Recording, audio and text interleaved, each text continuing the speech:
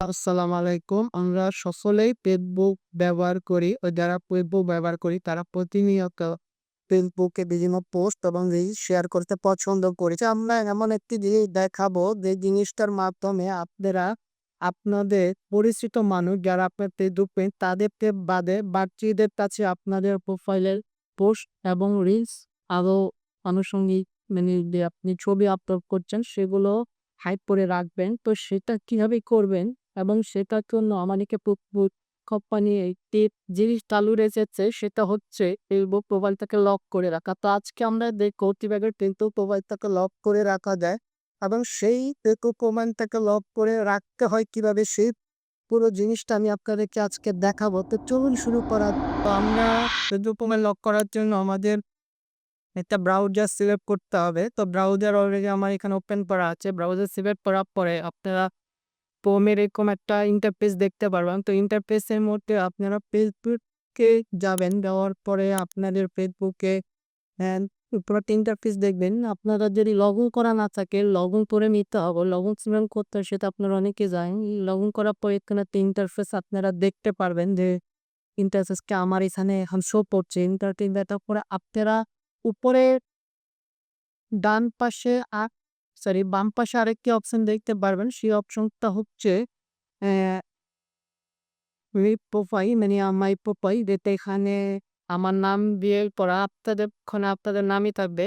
তারপরে হচ্ছে আপনারা আরেকটা ইন্টারফেস দেখতে পাবেন। এটা হচ্ছে আপনার ফেসবুক প্রোফাইল। তো ফেসবুক প্রোফাইলে আপনারা বাম পাশে অনেকগুলো ইনফরমেশন দেখতে পারেন যেগুলো আনতিনে দিয়েছেন ফেসবুক অ্যাকাউন্টটা যখন খুলেছেন। তো এর উপরে কিন্তু আপনারা কিছু দেখতে পাচ্ছেন না। এর উপরে কত ফাঁকা। তো এর উপরে আপনারা কিছু দেখতেও পারবেন না যদি না আপনার ফেসবুক প্রোফাইলটা আপনার লক করেন। তো লক করার পরে এখানে একটা জিনিস আসবে সেটা আমরা করে দেখাচ্ছি। তো ফেসবুক প্রোফাইলটা লক করার জন্য আমাকে এখানে 3 ডটের একটি সাইন আছে। তো এই সাইনটাতে ক্লিক করতে হবে। 3 ডটের এই সাইনটাতে ক্লিক করার পরে আমার এখানে বেশ কিছু অপশন দেখতে পাচ্ছি। তার মধ্যে থেকে ৮ নম্বর যে অপশনটা লক প্রোফাইল তো সেখানে আমি সিলেক্ট করব। সিলেক্ট করার পরে আমার এখানে আরো কিছু লেখা দেখাচ্ছে lock in profile make this photos and post your private tip on পোস্টে। তো আমার ফটো এবং পোস্টটা আমি প্রাইভেট করে রাখবো একটা মাধ্যমে। তো সেই মাধ্যমটা নি হচ্ছে তো how locking work only friends will see your post and future photos post and stories on your profile. শুধুমাত্র আমার বন্ধুরাই আমার যে ছবি এবং সরি পোস্ট এবং ফিউচার ছবি এগুলো অ্যা তারা দেখতে পারবে। আর অন্য কেউ দেখতে পারবে না। কি এখানে আরো ঠিক আছে ওগুলো আমি দেখাচ্ছি না। Learn more in the head centre এটা আমার দরকার নেই।